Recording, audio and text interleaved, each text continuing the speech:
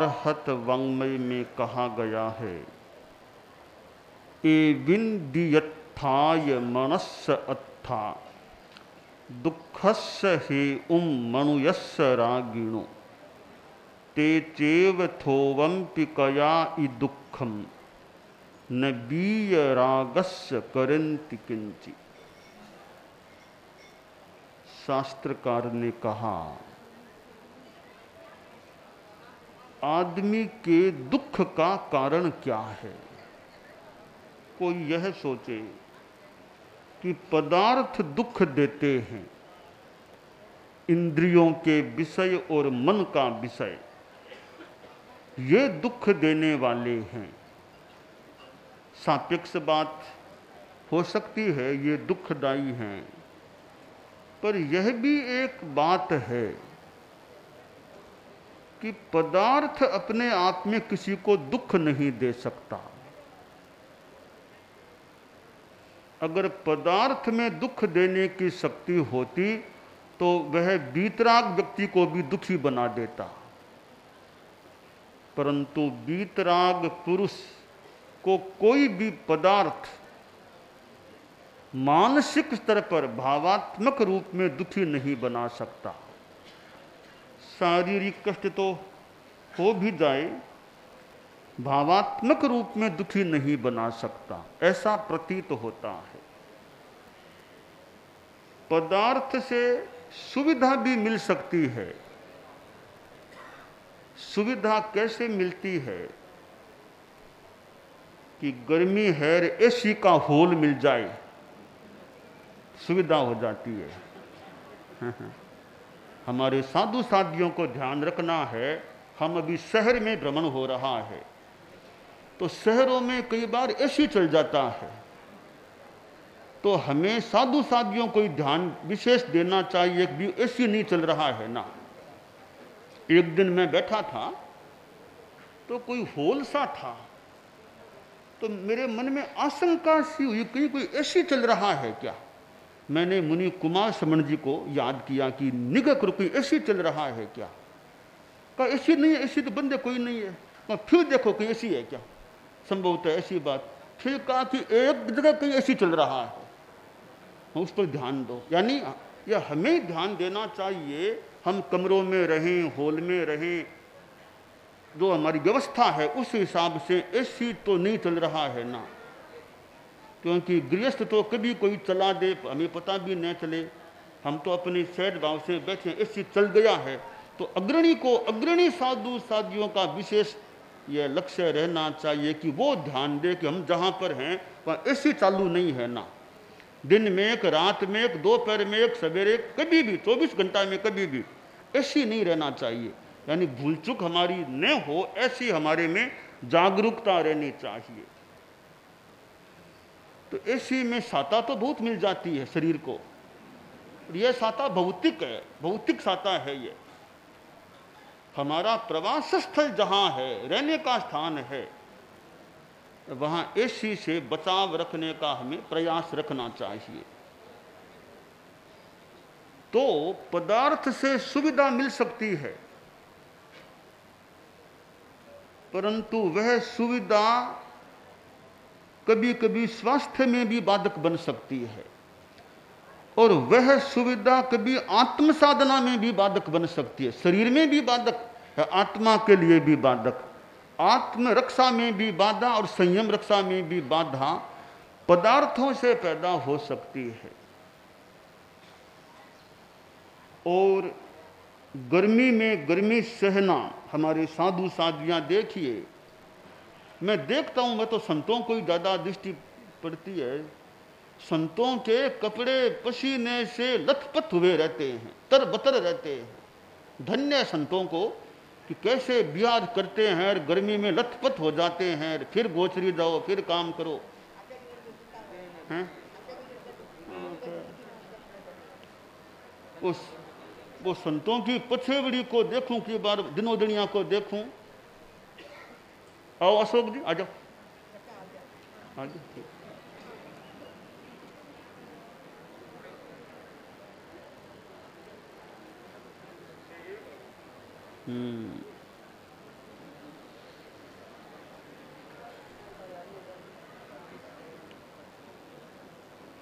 तो गर्मी में यूं रहना, गर्मी में फिर चलना, गर्मी में इधर धूप इधर चलना, और संतों के शरीर किस प्रकार पसीने से तर बतर होते रहते हैं।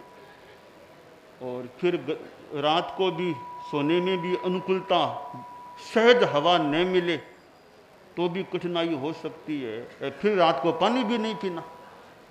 एक हमारी यानी हम तुम साधुओं की कितनी तपस्या है कि रात को गर्मी तो गर्मी, पानी पीना नहीं। अब नींद आए तो आ जाए, नहीं आए तो कभी नहीं भी आए। और नींद तो शायद बाल मुनियों को बड़ी आती होगी अच्छी रात को सोने के बाद। वाह, गुरुदेव तुलसी कभी फरमाते कि देखो मेरे पास संत सो रहे हैं, वो तो मस्ती में सो रहे हैं और मैं जागता रहता हूँ। तो मेरे पास सोने वाले संत आराम से सो जाते हैं, मस्ती में नींद, मैं बैठा बैठा रात निकालता हूँ। कभी कभी तकलीफ हो जाती थोड़ी स्वास्थ्य में, तो मैं बैठा बैठा रात निकालता हूँ, संत आराम से सोए रहते हैं। तो गर्मी में भी आराम से नींद आ जाए बहुत अच्छी बात है। तो मैं बता रहा था कि पदार्थ है वो हमें सुविधा देने वाला तो हो सकता है, परंतु चित्त समाधि वास्तविक जो है वो पदार्थ के बस की बात नहीं है। पदार्थ की अनुकूलता न होने पर भी हमारी चित्त समाधि बनी रह सकती है। वो कैसे होता है कि राग का भाव, जहां मनुष्य रागी है वहां यह दुख पैदा होता है। जहां मनुष्य बीतरागता में चला जाए, न बीय रागस्य करंति किंची, पदार्थ हैं वो बीतराग पुरुष को कभी भी मानसिक रूप में दुख नहीं दे सकते। और बाह्य कष्ट जो आते हैं उनमें अगर साधु समता का अभ्यास रख ले कि ठीक है गर्मी लग रही है तो लग रही है, गर्मी को भी शांति से सहन कर ले, सर्दी को भी शांति से सहन कर ले। आगम में कहा गया शीओ सुनच्चाई से निग्रंथ आश्रय, शीत और उष्ण को सहन करने वाला वो निर्ग्रंथ होता है। तो हमारे एक बाल मुनि हैं जिनके जीवन का अभी तो प्रथम या दूसरा दशक, प्राय दूसरा दशक है अब तो दूसरे दशक में चल रहे हैं। तो सहन करने की शक्ति बढ़नी चाहिए, पुष्ट रहनी चाहिए कि सहन कर सके, सर्दी गर्मी अनुकूलता प्रतिकूलता चल भी सके, सहन भी कर सके। इसके साथ साथ मानस के स्तर पर सहन करना हम सीखें। किसी ने कठोर उपालंब भी दे दिया, कड़ा भी कह दिया, तो भी शांति रख सके, वो भी बड़ी साधना होती है। कोई कठोर कह दे, तुम ध्रुव कुमार हो, तुमको कोई संत मान लो, कड़ा कह दे, उलाना दे दे, तो क्या करोगे? सामने बोलोगे वापिस, क्या करोगे? हैं, तैत कहोगे ना? हाँ, मतलब विनय से सहिष्णुता से सहन करना चाहिए, वापिस गुस्सा नहीं आना चाहिए। तुम क्या कहोगे? बाल तुम्हें मान लो कोई कड़ा उलाना दे दे, क्या करोगे? फिर ध्यान रखने का बात, वापिस गुस्सा तो नहीं करोगे? हैं हैं, क्या गुस्सा आएगा फिर? तुम कैसी, तुम्हें कोई कड़ा कह दे तो यानी गुस्सा नहीं करोगे ना, वापिस नहीं करना चाहिए, नहीं करना चाहिए, गुस्सा नहीं आना चाहिए। गुस्सा तो नहीं आए, आंखों में आंसू आ जाए तो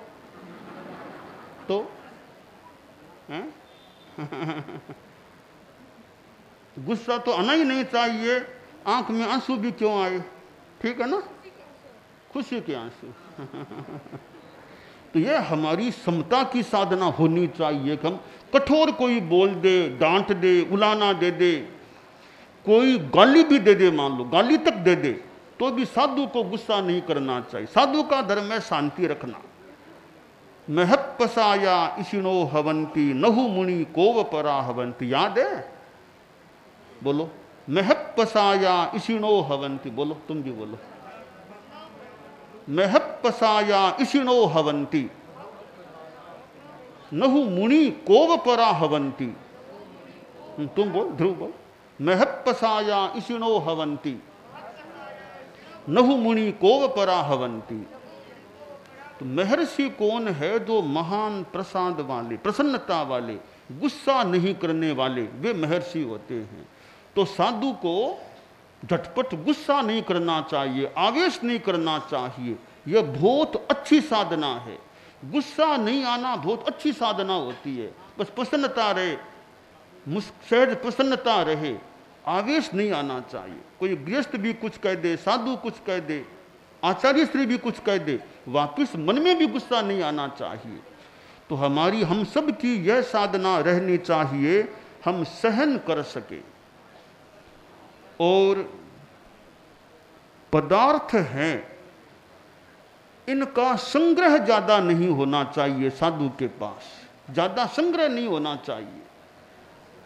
पेंसिल हो, कॉपी हो, डायरी हो, किताब हो, कपड़े हो, ज्यादा संग्रह नहीं करना चाहिए। साधु को अल्पोपदी रहना चाहिए, हल्का फुल्का जीवन रहना चाहिए। बहुत ज्यादा संग्रह कर ले, इतनी अपेक्षा ही नहीं है, वो भी ले लिया, वो भी ले लिया, इकट्ठा कर लिया। यह साधु के लिए असंग्रह वृत्ति अच्छी होती है कि जितना पदार्थ हमारे आसपास कम रहे, हमारी निश्रा में कम रहे, हमारे पास तो ज्ञान रहे, हमारे पास दर्शन रहे, तपस्या रहे, वो हमारे साथ रहे। पदार्थ जितने कम रहे उतना अच्छा है। कपड़ा है, कपड़े का भी हमें संयम रखना चाहिए। कैसे संयम रखें? जैसे मान लो तुम बाल योगी होना, जैसे मान लो तुम्हारे पछेवड़ी निश्राय में है, ठीक है। अब थोड़ी सी फट्टी नई ले लो, नई क्यों ले लो, अभी इसको सिलाई करो, इसको और काम लो, इसको भले 2-3 जगह टांके लगा लो, अभी और काम आ सकती है तो नई पछेवड़ी क्यों लेनी चाहिए? कपड़े का कस निकालना चाहिए। फिर ज़्यादा ही फट गई तो उसके और कोई उपयोग करो, दिन में ओढ़ने का ओढ़नियाँ बना लो, वो काम ले लो। फिर आगे चलो तो इसके अपने हाथ पसीना पूंछने के लिए पसीना बना लो उसका। यो एक कपड़े का भी हमें खूब आगे से आगे उपयोग करना चाहिए। कपड़ा बहुत महत्वपूर्ण चीज है, इसको झटपट छोड़ना नहीं चाहिए। तो कपड़े का भी उपयोग करना चाहिए। एलवान मान लो है, एलवान है तो कितने वर्षों तक एक एलवान काम आ सकता है। थोड़ा सा फटार फाड़ दिया और ऐसे बना उठा दिया, ऐसा नहीं। एलवान जैसी चीज है, बहुत लंबे काल तक हमें कि कितना कम नया लेना पड़े। अब पदत्राण भी हैं, जय कुमार जी बैठे हैं, पदत्राण भी है, तो ये जहां तक हो सके नया नया ने जितना हो सके पुराने को काम लेना चाहिए। पुराने को जल्दी से नहीं छोड़ना, अनुपयोगी होने के बाद छोड़ना पड़ता है। पुराने को भी जितना हो सके काम लेना चाहिए, जल्दी नया लेने का प्रयास नहीं करना चाहिए। तो हर चीज का जितना उपयोग आदमी कर सके, पदार्थ का उपयोग करना चाहिए। उसको यूज एंड थ्रो यानी जल्दी फेंकने का, छोड़ने का प्रयास नहीं करना चाहिए। तो यह है एक वस्त्र का भी संयम। और आदमी अपने छोटे छोटे उपकरण हैं, उनका प्रतिलेखन करने के प्रति साधु को जागरूक रहना चाहिए।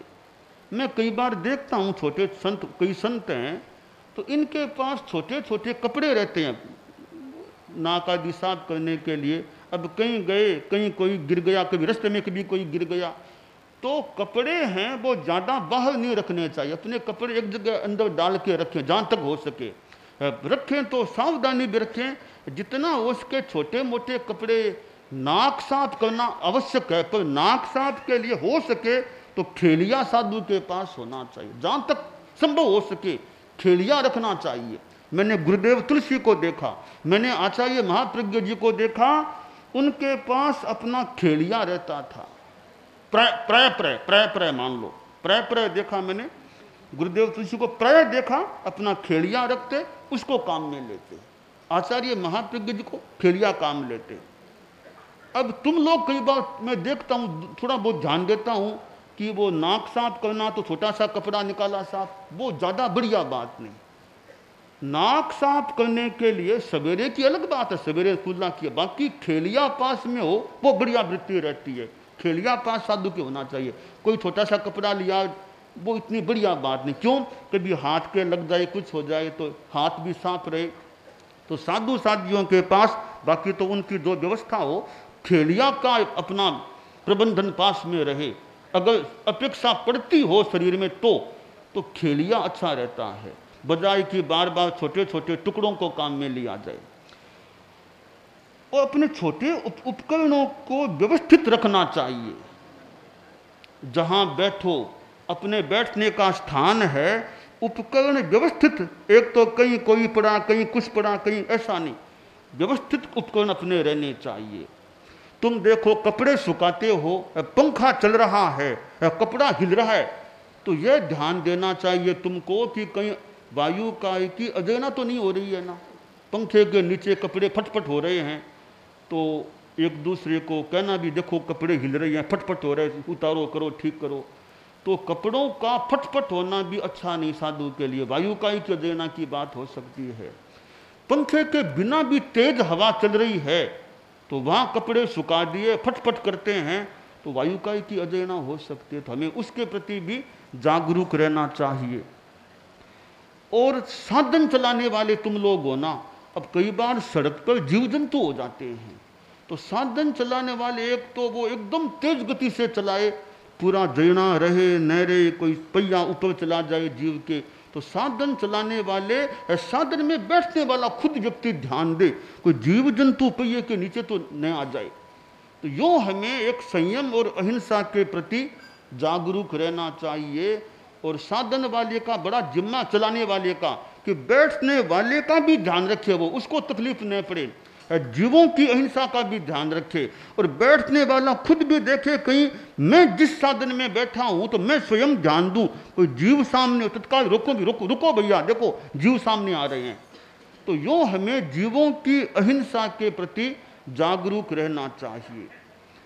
और हमारी ऐसा समिति है, अब गृहस्थों के लिए भी ध्यातव्य है कि साधुओं के लिए कोई स्पेशल तैयार नहीं होनी चाहिए चीज, कि साधु आए गांव, आज यहाँ, आज मिठाइयाँ बनाओ, वो बनाओ, साधु लोग आए। साधुओं के लिए बनाना विधि सम्मत नहीं है। आपके घर में जो बने उसमें भावना भाना बढ़िया है। साधुओं के लिए कुछ बना देना, तैयार कर देना, ऐसा सम्मत नहीं है। तो साधु साधियाँ हम लोग भी अपनी व्यवस्था के प्रति यथोचित जागरूक रहें, और गृहस्थ भी, श्रावक श्राविकाएं भी जागरूक रहें कि जो विधि व्यवस्था है उसका यथोचित सम्मान बना रहे। हमारी संघीय मर्यादाएं हैं, और उनसे पहले मूल हमारा जो आचार, उसकी भाषा है सर्व साधु साध्वियाँ, 5 महाव्रत, 5 समिति और 3 गुप्ती की अखंड आराधना करें।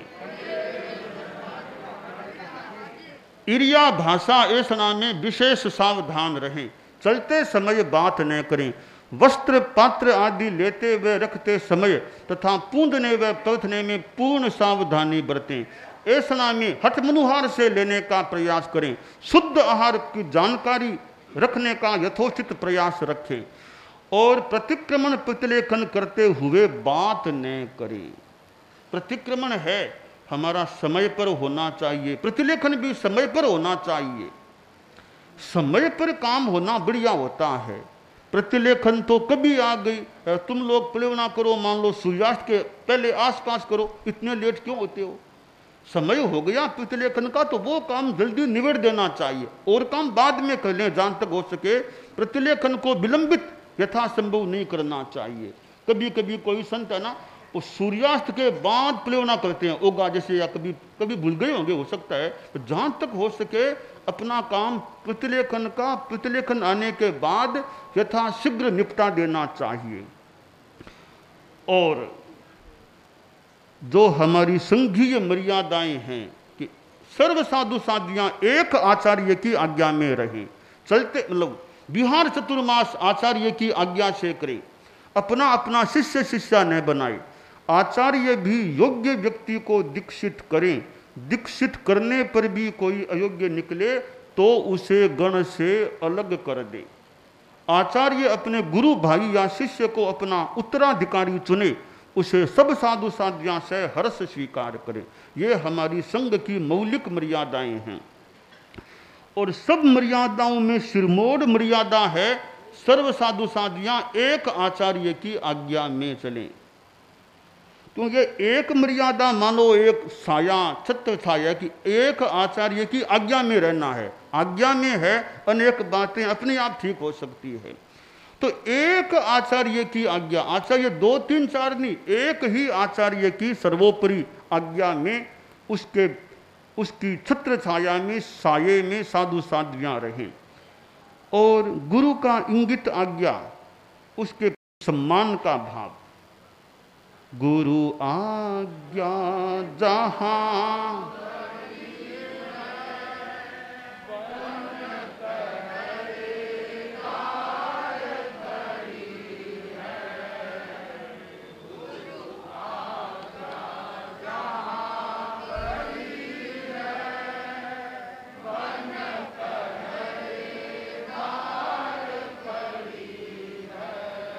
आज्ञा बिना हिले क्यों पान मिला यह तेरा कंठ।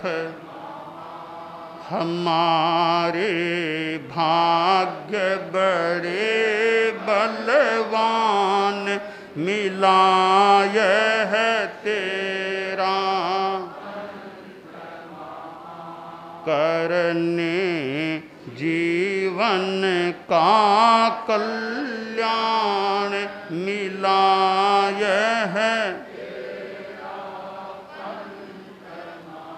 तो भिक्षु स्वामी द्वारा प्रवर्तित यह धर्म संघ हमें प्राप्त है।